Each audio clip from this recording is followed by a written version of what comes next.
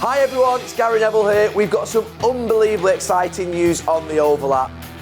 After our live show in Manchester last year, we've decided to take the Overlap on tour.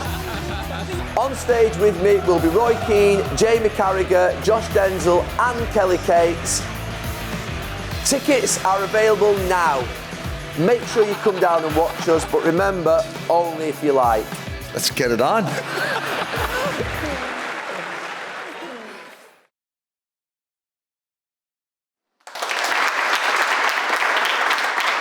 Hi, and welcome along to the Overlap Live Fan Debate, brought to you today by Sky Bet. No Josh Denzel today, he's not here, but they thought they'd do like for like. Somebody who's an Arsenal fan like Josh Denzel, so you know I support Arsenal. Someone as good looking as him, who could possibly win Love Island, so they went for me. No? All right, I hear you on that one. Listen, I'm going to be impartial today. You know I'm an Arsenal fan, but no digs about Man United, no digs about Tottenham, and none about Chelsea. Probably, right?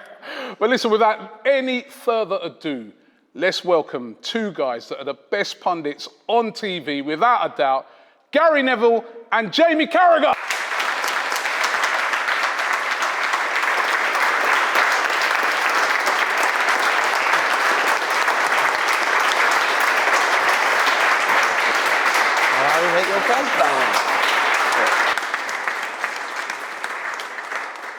Great to have you guys, great to have you guys. Now listen, I was going to start right at the top with Arsenal, but this news has, come out of the blue today about Liverpool and the fact that they could be up for sale. I'll ask you straight away, Jamie. I mean, it's real surprising news. Is there anything in this that the club could be sold? Well, I would imagine there's something in it. How strong it is in terms of whether it's, sell them fully or trying to bring money into the club, I'm not sure. But, I mean, it's funny with FSG. I think they've done a great job at the club. I don't think they've ever proclaimed to have the funds of sort of United, Chelsea, Man City. But they were talking about how they would, run the club. And, they were the owners that brought the title back. They're the owners who brought Jurgen Klopp. The stadium's been transformed, the training ground's been transformed, and they've done, and they're almost a model for a club like yours, Arsenal, in some ways, who are probably in a similar situation to Liverpool. So I am surprised. Is it something that you think will the club ever be as valued as highly as it is right now? Certainly, you've got Jurgen Klopp as the manager and the team have been so successful over the last few years. Maybe there's something in that. But I just felt with so many American owners coming into the league, I almost thought there was a power play in some ways, and they could see something that was going to happen in the future that maybe was going on in American sports. So I thought the American owners would be here for a while. But maybe they just woke up this morning and they saw the news of how much Man City have made again commercially and thought, you know what I mean? You can't stop it, can you? They could get, Chelsea obviously went for 4.5 billion. That sort of, they'll be looking for the same sort of amount of money, won't they?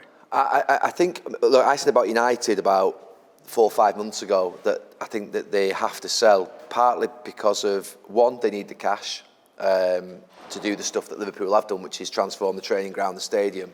But also that Chelsea valuation is only going to potentially last for 12 to 18 months, 2 years before people realise that actually Chelsea aren't making profit, and where are these American investment funds going to get the money from? And if I actually only broke the news that you told me about half an hour ago, and I think it absolutely makes sense. They haven't got the money really, FSG, to compete with the other teams in the league. They've developed the stadium. They've got Jurgen Klopp at a point whereby, how long is he going to be around for? Is it 2 years? Is it 3 years? If that Chelsea valuation, to be fair, which at this moment in time sets the sort of standard for valuations, they're thinking now is the time potentially for us to get out, because if we dip down the league, if people think, hang on a minute, Bowley's overpaid at Chelsea, and it becomes a bit more of a struggle in the next couple of years, they're probably thinking now's the right time. And I think the Glazer family will be in a similar situation. I suspect both of them will be looking for outs or part outs. Glazer family, I think there's a couple of them want to stay in. But with FSG, they, I think, put a £3-4 billion valuation on Liverpool when they raised some money coming out of COVID to pay cash. I think they owed some cash, or they needed more cash in the group. And that's where they put the valuation at. They could probably get that at this moment in time. They might not be able to get that in 2 years. And certainly can't compete financially with some of the other clubs in the league. So I think it's not as big a surprise when you look at the evidence surrounding it. But I don't know. I mean, the question always comes, as done with the Glazer family at Manchester United, who buys it next? It's either going to be a more aggressive American investment fund or a more wealthy American investment fund, or it's going to likely be a sovereign wealth fund or some sort of state nation. Well, that's, I want to ask you this, Paul, right? Because, I know, obviously, Liverpool fans are very traditional about their club. I mean, how would you feel if it was a sovereign fund, a Saudi-backed consortium or a Qatari-backed consortium? How do you think that would go down with Liverpool fans? Yeah, not well. Not well, to be honest. There's going to be a lot of deleted tweets, I think, if someone was to get in. Kind of don't really care about... I look like a saint all of a sudden. Yeah. Gary Neville will be welcome at Anfield all of a sudden. But that's the big issue, Liverpool. There's a morality that exists around that. Liverpool have got Spirit of Shankly have done a very good job of trying to make sure that Liverpool maintain a degree, of that sort of attitude. And I often thought that you wouldn't be able to get away with that at Liverpool. I don't think there's certain types of ownership group that could buy into clubs of that stature, because I think it's easier as a sports wash at a football club where there's more welcoming, a group of fans or something that can be on the rise. I don't know that would happen, but the guys are right. There's only so many people with the money, and there are no good billionaires. There's no one there who's earned that money in a way that we'd all be able to say, yeah, that's all perfectly nice. But Paul, are you saying if Abu Dhabi came in, another group from Abu Dhabi, another group from Dubai, another group from Oman, another group from Qatar came in to buy Liverpool, are you saying that wouldn't be acceptable? Well, look, without being an expert on geopolitics, I wouldn't like to say what the human rights situations are in a variety of countries. It's the same in all those countries. Well, if that's the case, I don't think that would sit comfortably with Liverpool fans. And look, Liverpool are at a stage now where they've got a global fan base, and that global fan base might outweigh the fan base that's from the core that represent that feel akin with the socialist values of the city or whatever. Yeah, that's what we want. And you never truly get that in football, of course, but I think that would come into major conflict. But it's down to the owners, basically, isn't it? Yeah. Who they sell to. Do you think the pressure Liverpool supporters would put on an FSG to maybe take a reduced value to have a certain type of owner? Do you think that could happen? I mean, hopefully, the idea you've got, there's Liverpool fans have a greater say in the club's fortunes now because of the supporters on the board kind of thing and Spirit of Shankly. So hopefully that would mean that they're not allowed to be pushed down a route where it's going to some of the more unscrupulous people, or again things that are totally at odds with how we perceive ourselves as a city and as a football club. A new owner comes in and says, "Don't worry, Mbappe's on his way." And all these type of players. No, and that will work. There's certain fans that all of a sudden the for morality some football goes out fans, the window. that's what football is, and look, if that's how people want football to be, then that's how it happens all the time. You see how people, the Man United fans shouting "sue" in the car park, you know what I mean, because Ronaldo come back, you know what I mean. Great, people are made up for it, but didn't improve Man United. But it's one of those issues that I think there's people who just love the spend and they love money, new players, new transfers. I'm not like I don't love Liverpool's ownership group. How can you? It's just a bunch of fellas with money. I love the football team. I love the way it plays. I love the people who are involved on the pitch and in the close hierarchy around the team. I feel like they represent what we've looked for. They seem to have done it in a reasonably good way. I would rather Liverpool be where they are. I'd rather us, if it meant selling the soul of the football club to be able to buy in a Kylian Mbappe every season, that wouldn't sit right with me. But I know there's lots of people who would be very blinded by big names, big stars, because that's the way football's going. Okay, well, let's talk about the game yesterday.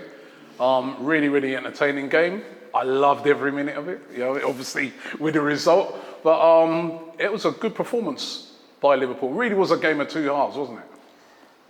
Yeah, it was. Obviously, Gary was there. I watched it on TV, and it felt like a real big game for Liverpool. I think when you saw Jurgen Klopp celebrate at the end, he hasn't been doing that of late for obvious reasons. They haven't been winning that many games, but now and again they have won games, and he hasn't got involved in that. And we know it was when Liverpool were going for the league or the Champions League the last few years, but to do that almost made me feel he knew how big that game was before the game.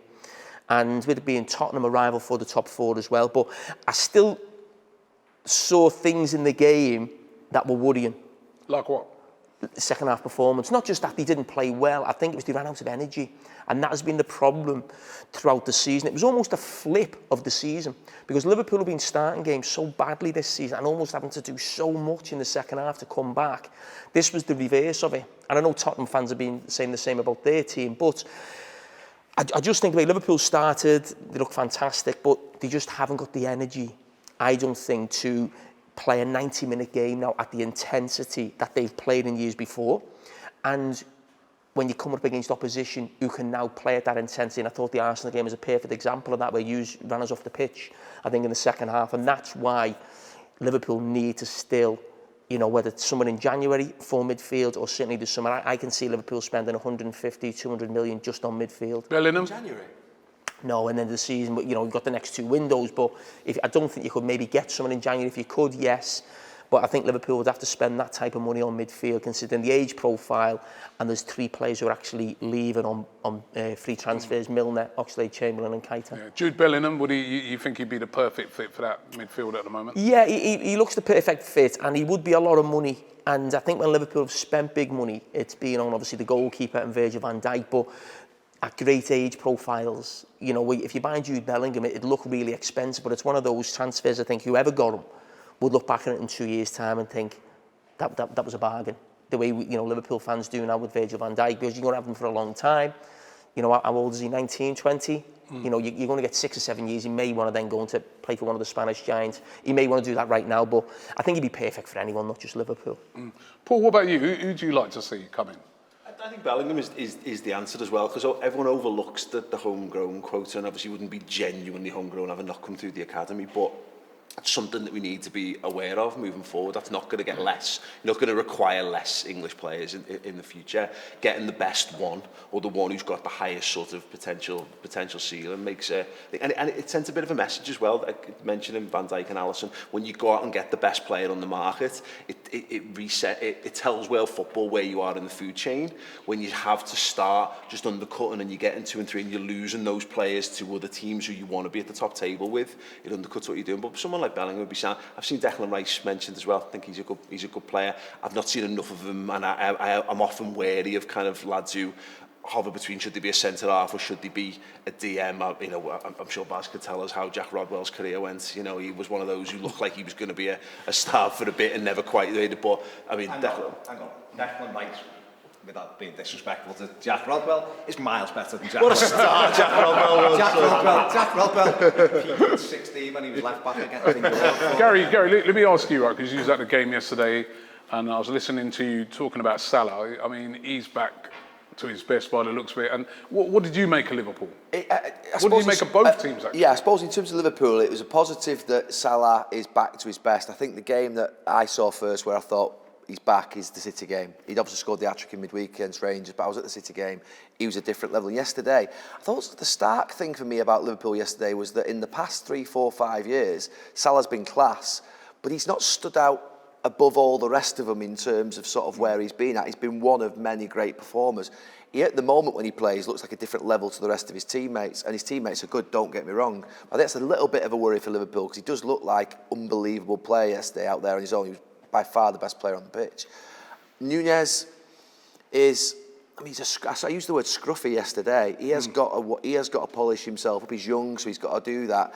But I think with Liverpool, just fitting into the sort of ownership conversation, if Liverpool are going to go and start signing players like Bellingham, which is going to be massive money, and they're going to need another 1 or 2 of those types of players, again, it's another reason why. Look, what do Liverpool need to do? They need to keep Jurgen Klopp. It's a fact. Obviously, he's an amazing manager. They need to motivate Jurgen Klopp. They need to make sure he feels like he can compete and rebuild his team again to be a great team for the next 3 or 4 years. Because one thing, we had a conversation about Conte yesterday after the game in the studio. I think these managers recognise at this moment in time the Premier League's the place to be, but they've got to be in a position where they're going to win. The likes of Klopp, Guardiola, Conte, they have to be at clubs where they're going to have a great chance of winning.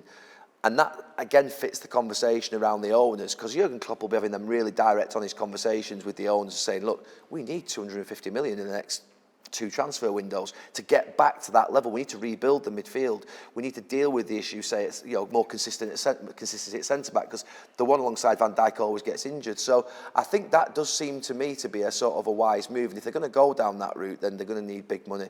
But performance-wise yesterday, I thought it was really important for Liverpool. And you can't go from here to there. It doesn't work like that. Hanging on was probably always going to happen for Liverpool yesterday. They were always going to get better in the second half. Spurs, I think actually at the end, it was that last 10 minutes where he made those defensive substitutions and they got through it. That's why he was like that at the end of the game, because the players they needed that badly. They couldn't afford to come away from there yesterday with a 2-0 sort of advantage being given away. So I thought it was a good day for Liverpool. A bit more worrying for Spurs because this pattern of first half being a disaster. I mean, they are an absolute disaster in the first half, Spurs. I mean, I watched the game against Marseille in midweek. That's a nothing performance. And yesterday, very, very rare that before a game you know a team are going to be bad in the first half. But with the balance of the way in which they were set up, I couldn't see how that could work. I don't think Spurs fans could understand only having Kane up front without anybody in midfield really that was sort of natural to join. How could that really challenge Liverpool? Liverpool were always going to do well in the first half of that game yesterday, and it happened again. I've got to ask you, Flav, as a Tottenham fan, watching the game yesterday, big boos at half-time, you know.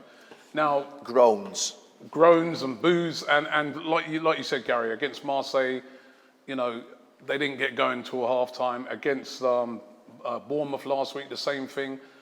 Are you enjoying what you're watching at the moment? It's not how you want your team to play, but I think this isn't how Conte wants us to play either. I think he looks at it, and it'd be interesting to see what you guys think, I think he sees this as possibly our best way of getting the results. The football's not going to be attractive, but with the set of players he's got, the back line we've got, which probably is the weakest in the top 4, top 6, that needs to be protected to some degree.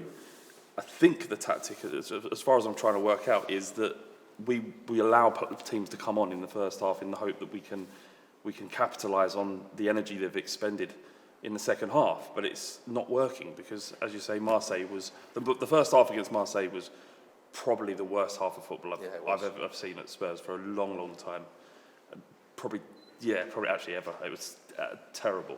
But the second half, especially against Liverpool, was super encouraging. I was really encouraged. I'd get Liverpool give us.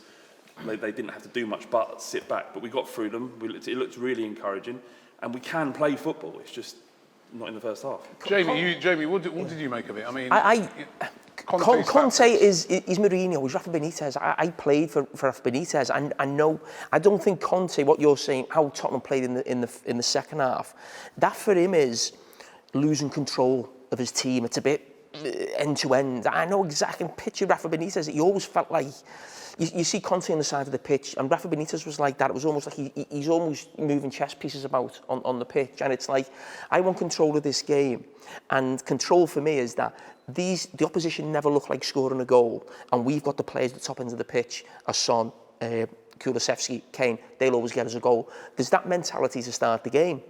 And I don't think that will ever change. And I'm not criticising, I've played for managers for it, and Conte's had success doing it.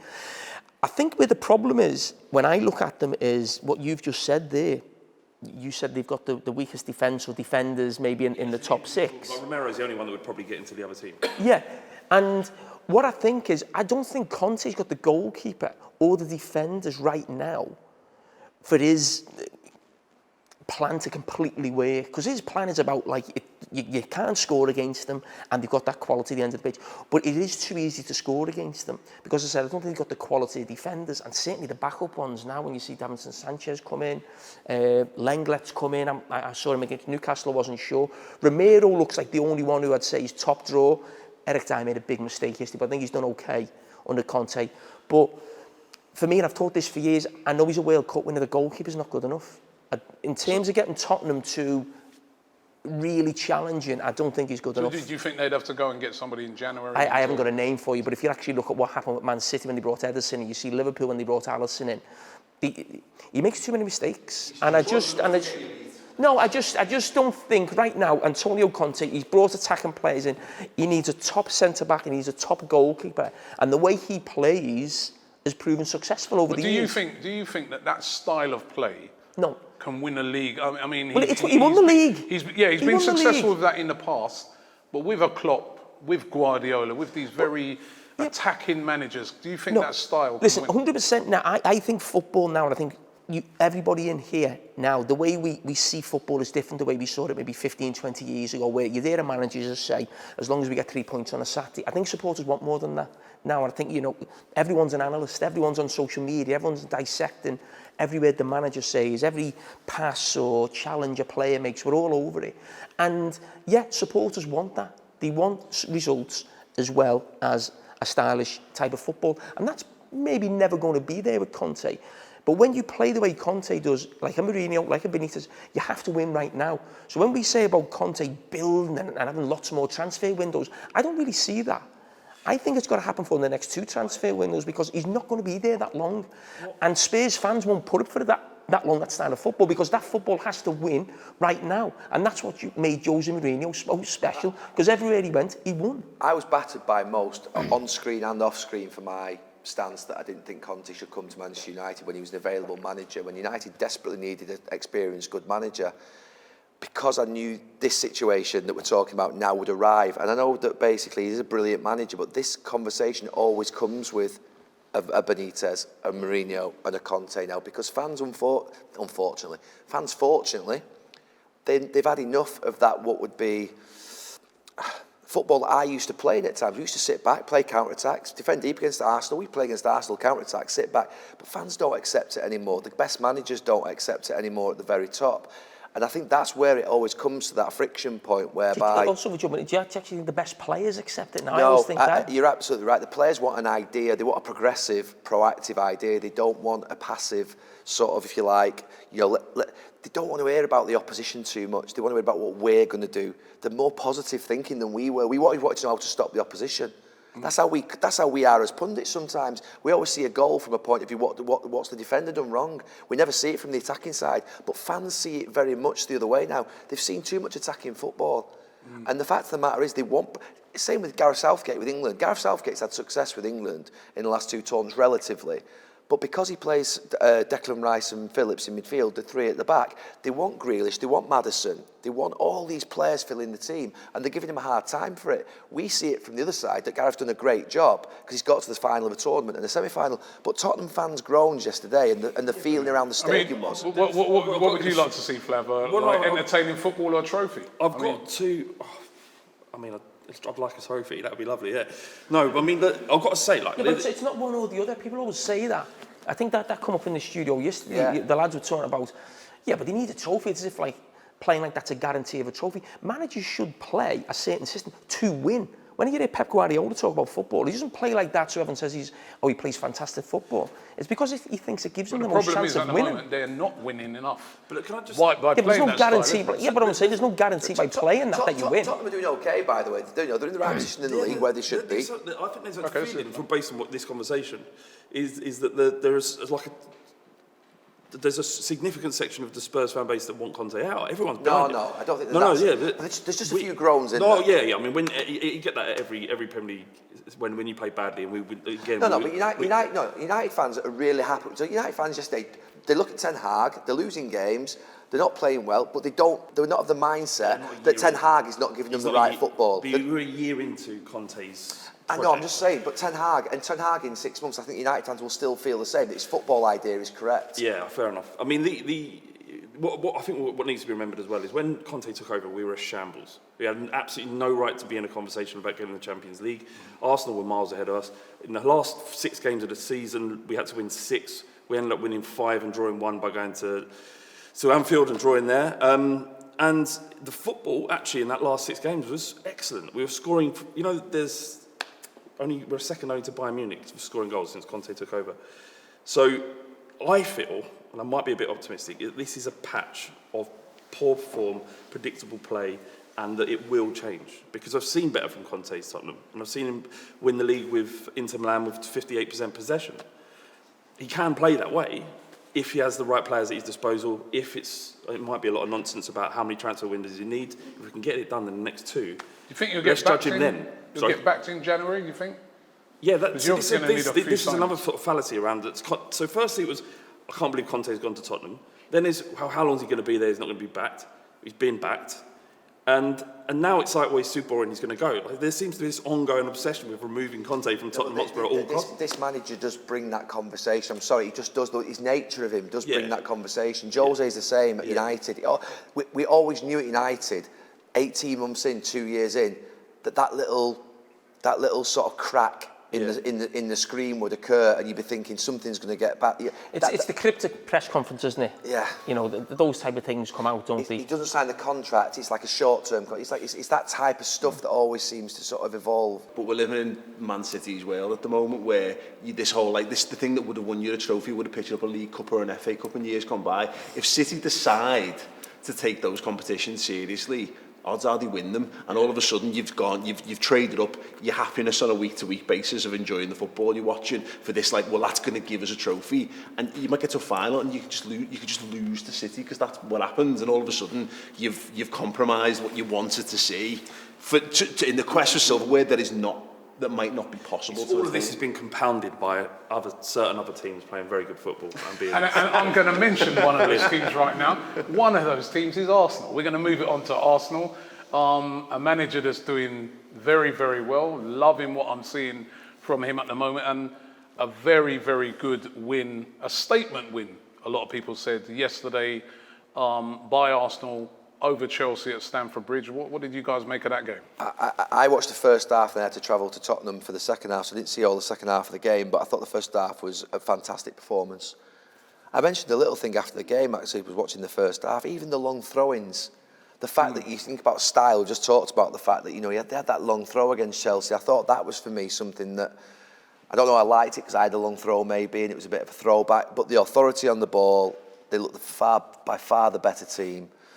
It was a proper performance in the first half, I thought. I didn't see all the second half, but from what people tell me, it was more of the same.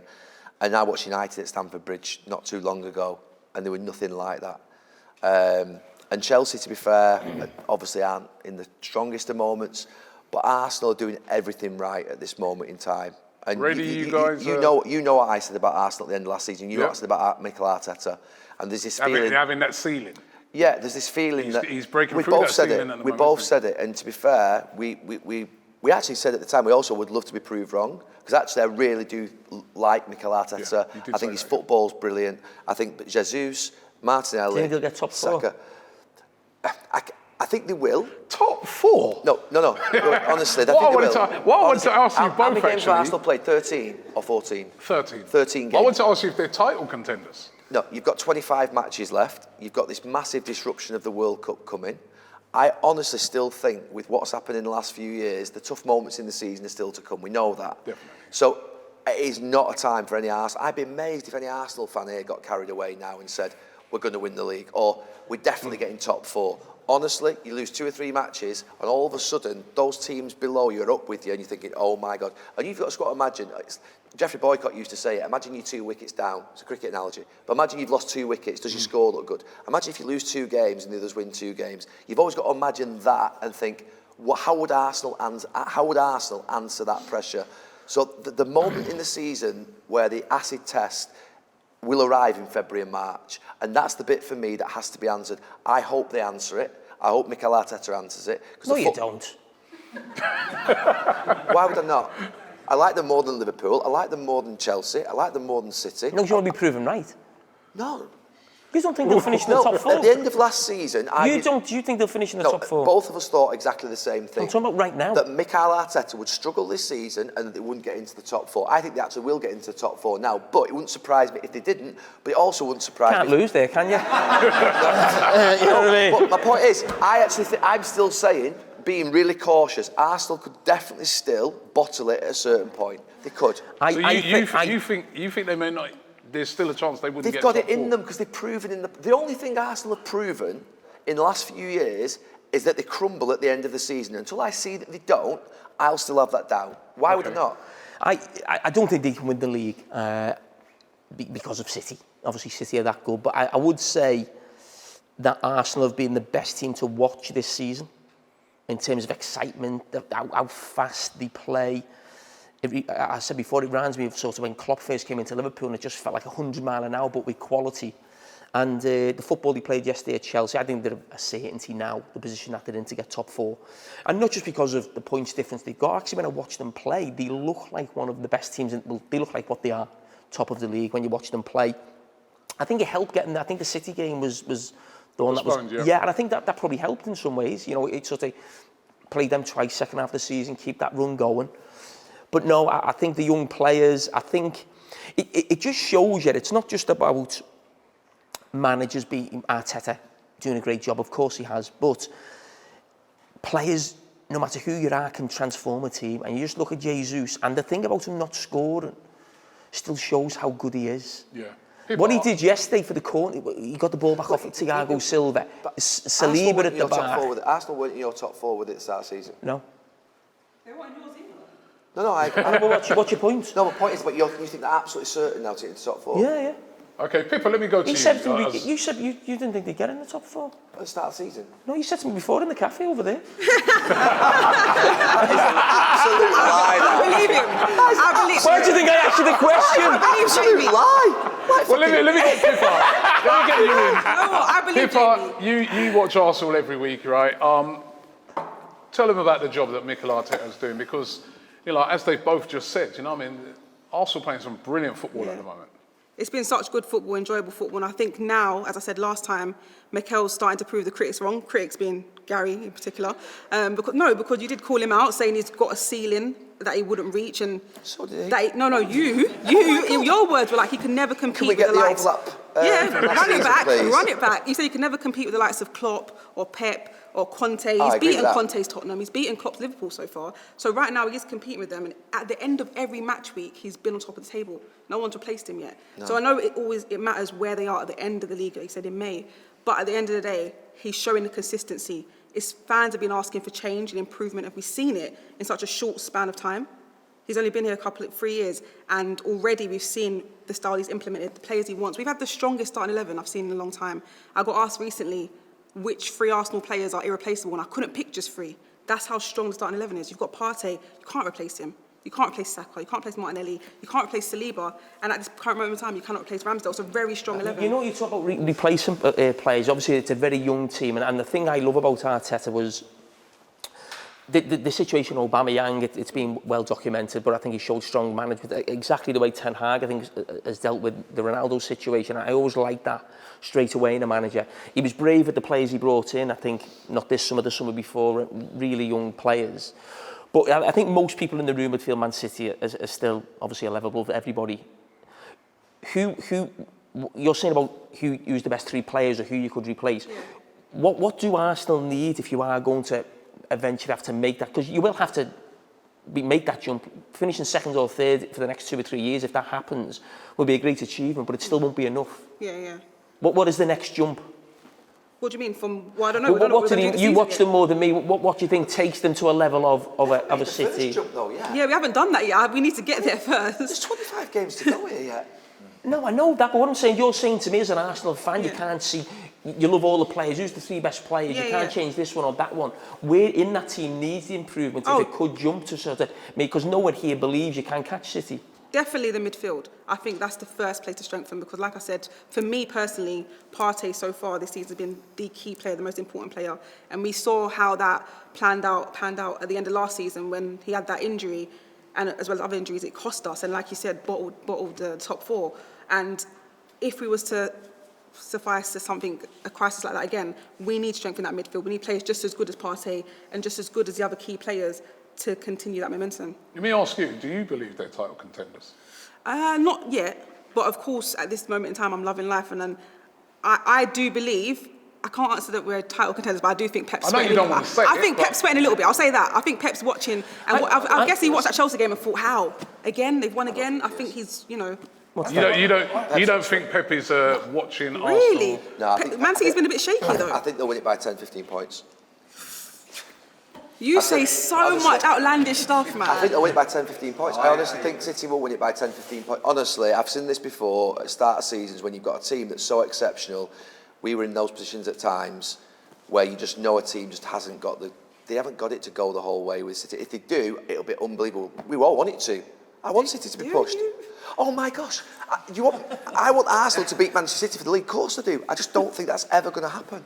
I hope you're wrong. I want to be back in this seat. I hope I'm wrong. But listen, it's great to see. Let's move it on to Chelsea, though. Chelsea yesterday in the game. I mean, Graham Potter, I was quite interested. Bowley, the project. Yeah, I was but it's you quite were interesting. right. I was wrong.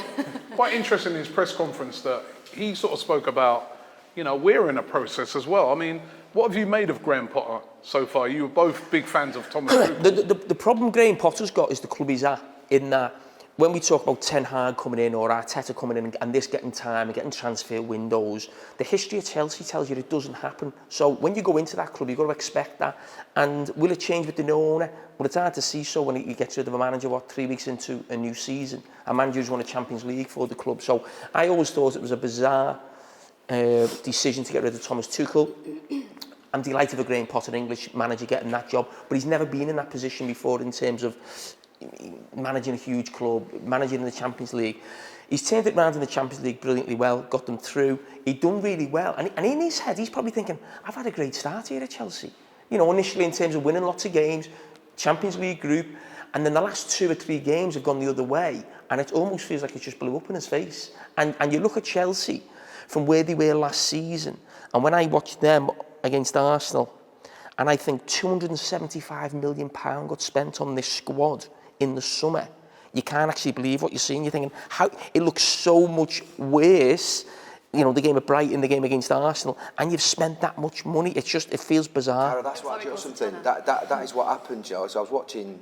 I only watched the second half of United because I couldn't get it on. It wasn't on telly. But I watched the second half, and I looked at it and I thought, have we spent? I think United spent 250 million in the summer, and you think, have we spent 250 million on that? Have we spent 250 million? Like, where's the players for the manager? I can confirm you have, yeah. Yeah, but that's what I'm saying to you. That's my point. That's what happens at Chelsea. You sometimes look at the team and you think, where's my money gone? And that's been happening for 10 years at United, when you basically have this recruitment that you think, where's the money gone? And that's what Chelsea fans will be looking at the moment. Where's the money gone? I want to ask you, Sophie, what have you made of Graham Potter? I mean, Thomas Tuchel was a popular guy with the fans, a very popular manager. And yeah, I mean, for me, I think it's great for any English manager to do well, especially when they're going to manage, one of the top 4 or big 6 clubs. For me, and I got crucified by it. I said, I don't know whether he's got what it takes at this level.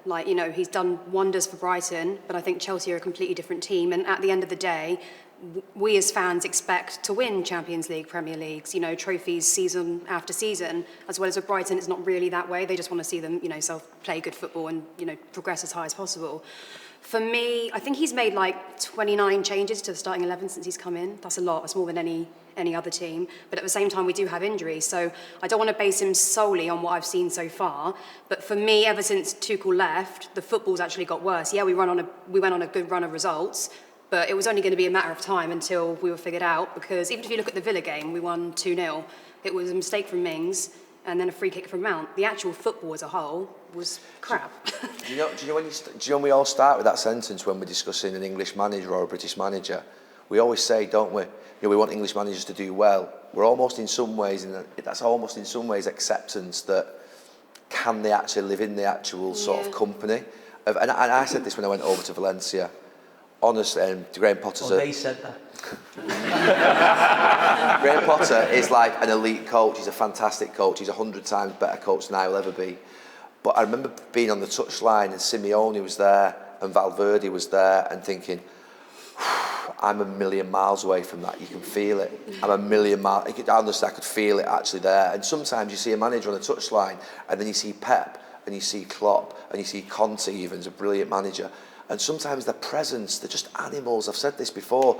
And Graham Potter's going to have to try and break into that sort of what would be that realm of those managers. We always want Frank to do well at Everton. We want Stevie to do well at Villa. And obviously he's left a couple of weeks. We want them to do well, English managers, to step into that next level. But it's bloody hard. We always say it's great an English manager's got a top 4 job. But if you're a supporter of one of the top 4, you want him to be at the other club, don't you? You don't want to be, you know what I mean? Is this what Brendan Rodgers at Liverpool was like, where it was a bit like, is a guy learning on the job, and when you're at them top clubs, you don't want someone who's learning on the job, you want someone to feel like they know everything, that they've got all the answers already. I don't know, but I feel like when we got rid of Tuchel, like for me, I've always said, if you're going to get rid of Tuchel, you need to replace him with somebody better, has to be better than him, and to sack him after God knows how long, he, you know, got us, like, won us a Champions League, got us a semi-final in less than 2 years. Not many managers can do that. The last season was so close to being an unbelievable season. Yeah, it was Chelsea. crazy. Like if we'd have, like obviously if that Real Madrid game had gone a different way. You're the best team in both finals, I thought. Yeah, we were you amazing. won both finals. I agree with what you're saying. You don't have to sound disrespectful to Graham Potter because he's not at that level yet. No, I'm not saying you are, but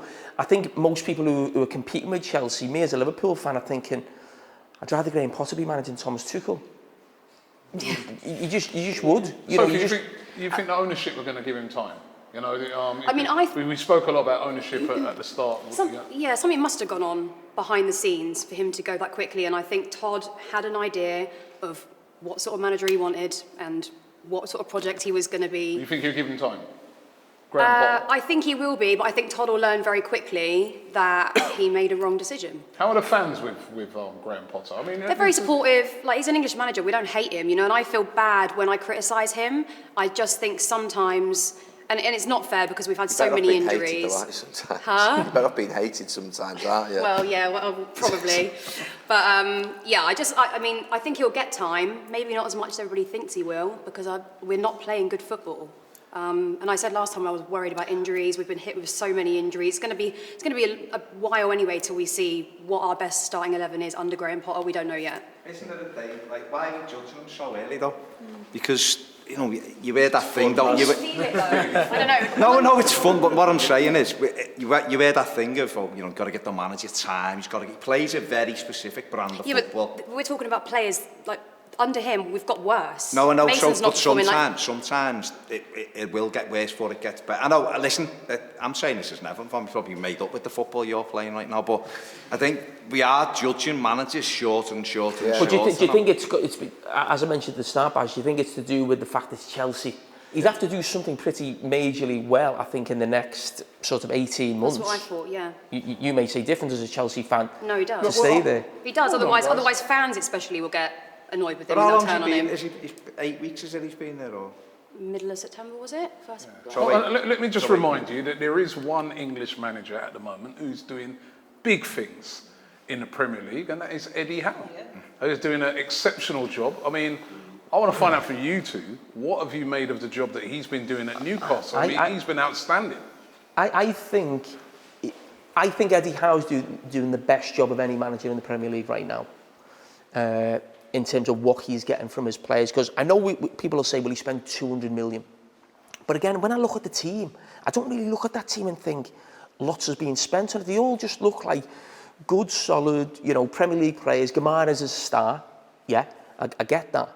But when I look at around, the team, what he's getting out of that team to be in the position they are now, I think is absolutely outstanding. And let's not forget, Eddie Howe's done a brilliant job at Bournemouth, but there was always that feeling that, could he manage a big club? Is he okay in his own little club where he's been in his own life? He went to Burnley, didn't go too well. Moving up north, all these questions were thrown at him.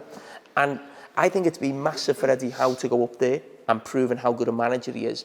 And again, you can talk about with the ownership and stuff, and I'm sure they'll spend more as the seasons go on and get a better quality of player. But I think right now the players that they've brought in, they have spent money, but they were good Premier League players just to keep them up initially, and then maybe to make the next step. And I don't think the next step in their eyes was Champions League. I think it was almost, could we be challenging for Europa League with the players that we've got? Them players, for me, are not Champions League players, top four. I don't think they'll get there because of the quality of the player. But right now, they're in there, and the way they perform, and I think means, for me, I think Eddie Howe's getting more out of his players than anybody else. But and you can see with what he's getting, for instance, that Miguel Almiron, he's been brilliant. I mean, Gary, can Eddie Howe become one of these killers you're talking about? Can he be the manager that can, because I think when he first came in, a lot of people were just looking at him as a sort of transitional guy until they get the big guy in. But can he be that guy? I agree with what Jamie said. I think it's interesting, to be fair. I didn't think the ownership at Newcastle would be as wise and as mature and as patient as they have been in the first 6 to 12 months. When you think of sort of other ownerships that have come in, whether it be Abu Dhabi at City or you know, other big sort of wealthy sort of what would be sponsors of football clubs, they usually come in and want a star signing, they want a star manager, they want a fashionable manager, they want a name. They've actually come in and done the very opposite, which actually I think has surprised me a little bit, that actually they've been a little bit more mature, a bit more patient, a little bit understated. The very opposite, I think, of the Chelsea situation, where you think that Chelsea were obviously where they were as a club and sort of, you know, challenging for honours, winning honours. They've come in and shown, I think, a little bit of immaturity, a bit of naivety, whereas actually I think the actual Newcastle ownership have come in. They've appointed a manager who, to be fair, has got a good record, but you wouldn't think that that's a manager that's going to win you the league or get you into the Champions League when you first appoint him. The players they've signed, you're thinking, it's almost like, you know, they're not there, are they? They're not like sort of massive names. But I think it's been a really sort of what would be the building a spirit, the reconnecting to the fans, they're doing things more patiently, they're not going sort of wasting money on sort of loads of expensive older players who are trying to see it as a payday. So they're actually doing a really good job. And actually I think at this moment in time, it's been a pretty faultless performance on and off the pitch from Newcastle, I would say, in terms of how they've handled it. From a pretty dire situation when obviously they took over the club. Yeah. Got Kendall here, Newcastle fan. I think the last time you was on here, you were saying that no chance of them even getting top 6. Yeah. Change your mind? I'm like kind of on Pippa's, like I don't want to say that we will get it because I agree, and I don't think that our squad has the depth. I don't think it has the quality all round to specifically top 4. I don't think we'll get Champions League this year just for that reason. Again, experience. Not a lot of the players in that squad have, apart from Kieran Trippier, have experience of anything at that level. But he's doing an amazing job, isn't he? Incredible job. I don't have, genuinely, hand on my heart, don't have one negative to say about him. Don't have one negative to say about the club. Don't have one negative to say about any player.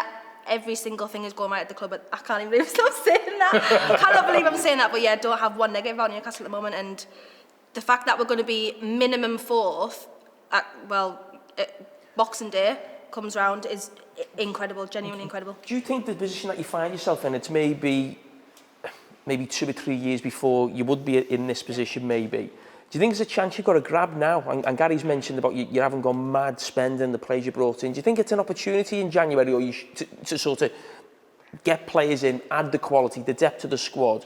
Because, getting a Champions League place maybe... Can they? Because they've only got like a certain pot of money, haven't they, that they can spend, I think, at a certain point. Why is that? I don't know, when they first came in, do you remember Ashley was sort of saving up a pot for the new owners to spend, and there was like there was a certain amount of money they could spend in terms of FFP. Yes, it's a Premier League rules. Yeah, I think there's something about they've got not a restriction, but they've got like every club has, I think. It's like a percentage of their revenue over 3 years or something like that. They might not be. I understand what you're saying. You're right. Could they go big in January? Think go for top 4. I'm not sure. You know what, Kendall, to ask you as well. Almiron. I mean, what Eddie Howe is doing. He's making every player in that team better, isn't he? Yeah, that's the one thing. Obviously, I know the money's going to come into play. We're not the biggest spenders by any stretch of the imagination. Spent nothing for 10 years basically, so we're not the biggest spenders, but we have spent a lot of money for us basically. But every single most improved player is ones that we've had for several years. We signed Miguel Almiron under Rafa Benitez 2 managers ago. Joe Linton, who was basically a write-off. I remember the first overlap I ever did was like, let's not talk about Joe Linton.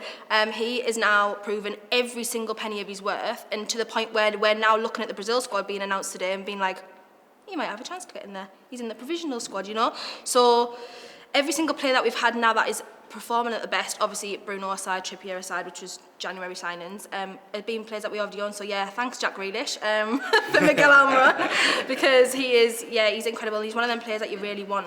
There's always that one player at your club that you want to do well, and he's one of them. He's doing so good. It's another team in black and white that's overperforming at the moment. The gentleman sat right next to you, Sammy, Fulham. Yeah. Pushed City all the way on Saturday and having a great season. Fulham. A lot of people were saying that, certainty to go down, but not looking that way at the moment. No, not at all. I think most Fulham fans realise that this is a very different Fulham team to the last 2 times. I think we won the league, first of all, weren't playoff winners. We've won the league at a canter. We could have probably got even more points in the Championship, smashing teams left, right and centre in the Championship. And I think we all knew that we had a pretty special team. But yeah, I think that the signings that we made in the summer were really smart for the most part, and we're scoring a lot of goals. It's not only, positive results. We're not grinding out 1-0 wins. We're actually mostly winning 5-goal thrillers, which is, great entertainment. And the fact that we've got as many points as we have, we're on 19 points. And, for Fulham, we've had 3 successive relegations from the Premier League, which takes some time to heal. I think the fan base was wounded from that, because if we went down this time, I genuinely don't know what we'd have done. Honestly, it literally would have just been the Norwich and Fulham joke going on forever. It's been really, really awesome to see, and I'm starting to get confident that we might stay up. There's a member of this panel who predicted that Fulham were going to have a good season and would stay up. Mr. Neville. Yes. Is the fact that they have Mitrovic, is that the difference between Fulham and those other teams down below? I think it's a massive thing. He's been brilliant, hasn't he? Yeah, it's a big thing. Teams that come up, having a goal scorer, someone who, to be fair, gives the rest of the team that confidence. Actually, I've not seen them live yet this season, but I'm actually got the game on Sunday, which I think will be really good. Yeah. I think it's Did a big. you both think he could do it in the Premier League? Pardon? Did you both believe he could do it in the Premier League? Took his time, didn't he? Be honest now. Be honest. Mitrovic, yeah. He's talented, isn't he? He does something. He reminds me of sort of like the Arnautovic type that could have a great season, might not have a good season, but he's got the ability and the talent. So I wouldn't sit here and say, I did think Fulham would have a good season for some reason, but just because of him, the fact he's a presence. But I'm looking forward to seeing him on Sunday. I think that, to be fair, I thought United would go into the World Cup with 2 wins. Forget the Carabao Cup this week, but I thought they'd win the 2 league games. And to lose yesterday, I'm a little bit worried about Sunday, because it's just that type of ground. It's that type of ground on a Sunday. It'll be dark and they're on top of you. And if you're not quite, it was the hardest place to play. Then? Didn't you once say it was the hardest place? Well, to play? I had 2 horrible games there against Hales, Boamorty, and Louis Saha. Honestly, they absolutely run us ragged. One was an FA Cup. I think we won both, but we came off thinking, what the hell just happened out there? You beat us up. And I think that's the type of ground it can be if it gets up on Sunday. And United are going to have to be at it. They cannot go into that game like they did yesterday. They're going to have to be really at it and get themselves right, because that will find you out. These top teams go and win at these grounds. Of course they go and win at these grounds. But if you're not right, that will find you out. Are you confident for Sunday? Well, Fulham have got a couple of suspensions. Lost Harrison Reed, lost Kenny Tete. I didn't know that. And obviously we're not sure about Mitrovic's injury, so we're not in the best shape. Well, sounds good then. Yeah, we're not in the best shape ourselves. But at Craven Cottage, bar the Newcastle game, who battered us, we've looked, more than a match for everyone. I think we should have won the Liverpool game, first game of the season. We played brilliantly against a couple other teams as well, beat Brentford, which was obviously a massive one for us. So yeah, I'm confident any game at Craven Cottage that will give you a game, and there's always goals, because I think we're pretty porous at the back, but I think we're good going forward. So I could see it, being a 3-5 game. Until I went there last week. Yeah, until Everton came and ruined it. Yeah, well, you speak about Everton. Marco Silva, of course, used to be the manager of Everton, right? Everton, let's move to Everton. Bit of a funny season they've been having. Does Frank still get Well, that's good then, isn't it? God. Let's just address this Frank thing again, because this comes up every time. I don't know why everyone has a go at him. Has he upset everyone? Does he not answer your texts? Will he go on any of your programs? Everyone has a pop at him. He used to room with Frank Lampard, him. Everyone seems to have a problem. Josh last time was like the favourite to get sacked. I said, Are you happy with Lampard then? And you think, or are you thinking you're drifting a little bit into that relegation battle? I think the problem was last time when we've done this, I was asked by Gary, I think, what our thought the season ago, and I said, I think we'll be fine as long as Dominic Calvert-Lewin stays fit. And then I went and got in the car outside and got a text, he's out for 8 weeks. So I'm not making any more predictions like that. Everton have been much better this season, much better. We sorted the defence out, midfield's improved, but the big thing is if you can't score goals, you're going to struggle. And that's where Everton are. If Everton had won Saturday, they'd have been 8th, and we'd have been having a different conversation. But the fact is they didn't. They were poor, like really poor on Saturday, worst performance of the season. But we're talking here about Mitrovic, I watched them last week, handful, knocking people about. We've not had that. Dominic Calvert-Lewin started 3 games. I think he started 5 games in 7 months or something. So we've not had that presence up front now. Why players don't score enough goals, and that's simply why Everton are where they are. If they had more goals at the top end of the pitch, They'd be higher up the league. I think what he says is right there, and I think that it's brilliant for the league. When you see the league as it is now, you feel like a win can really put... Everything's so tight. There's no team sort of marooned at the bottom. There's not like, you know, a City is, you know, 6 points clear, the top four. It's really tight, and it can be a real difference. I think where Everton find themselves in right now because of the loss of the weekend is a little bit worrying when you look at the league table. But the thing when you look at all those teams near the bottom, they've either all changed the manager or want to change the manager. So they're not happy, if you like. The great thing Frank's done, he's built a connection and a rapport with the supporters. There's something there where if Everton get beat, no one's pointing the finger at Frank. It's, you know, we need better players here, X, Y, Z. And that's what he's done. I just think that sort of fit, togetherness on the back of last season, I don't think you will get into the situation you were last season. But I still think you'll be there or thereabouts. And the problem, tell me if I'm wrong, you still haven't played Arsenal or City at all, have you, no? Arsenal game's off, because obviously... So what I'm saying is you'd have played, I don't know, 13 or 14 games by the time we go to the break. We played 4 at the top 5. Yeah, OK, but what I'm saying is the 2 best teams, you've still got 4 games against them. They're the 2 best teams in the league right at the moment. So, you know, it's... I mean, I think midfield's a problem for you. I done the game, I comment... Yeah. I don't. I think it's totally changed. It's a guy. It's totally changed the midfield. I haven't seen us overrun in any game. You can do that all you want, but I haven't seen us overrun in any game. We can all put our hands on our... I watched every minute. Did you watch Saturday? Yeah, he had a bad game, but you had bad games. You said, I know. You had bad games. Not in derby games. No, that's because you're an Evertonian. You tried a bit more, that's all. Idrissa, you don't think you were overrunning midfield by Tottenham? No, we played poorly. I've just said we played... That was Saturday, was one of them games where I think you might carry 2 bad players and get bad performances in your team. Everton had... I don't think there was... Wobie was probably the best, and that's because he ran around. We were dreadful Saturday. I'd go as far as saying easily the worst performance under Frank Carragher. Easily. If you can get Calvert-Lewin fit... not going to happen, mate.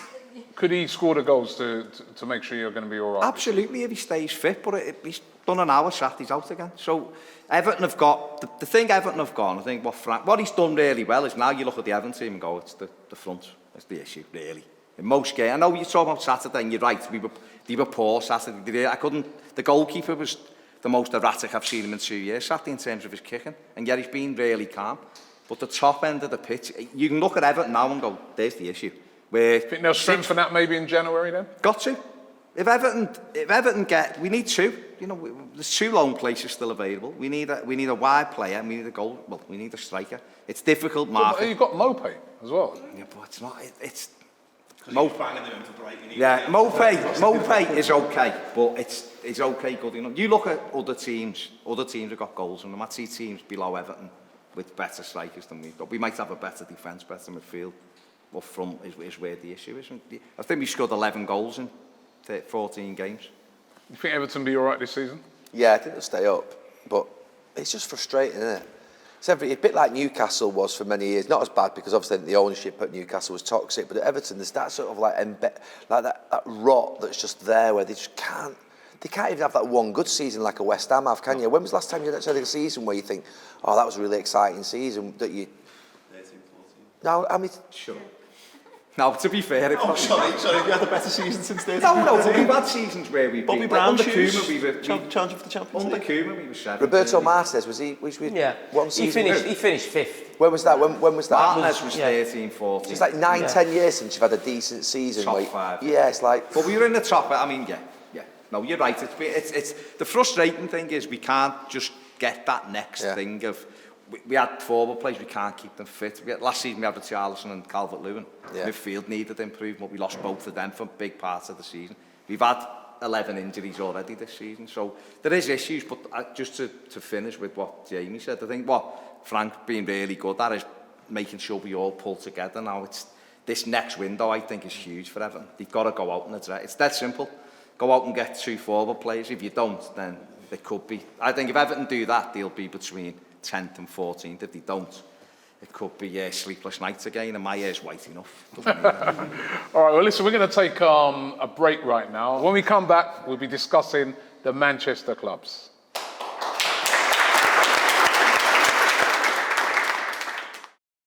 Hi everyone, it's Gary Neville here. We've got some unbelievably exciting news on the Overlap. After our live show in Manchester last year, we've decided to take the Overlap on tour. On stage with me will be Roy Keane, Jamie Carragher, Josh Denzel and Kelly Cates. Tickets are available now. Make sure you come down and watch us, but remember, only if you like. Let's get it on.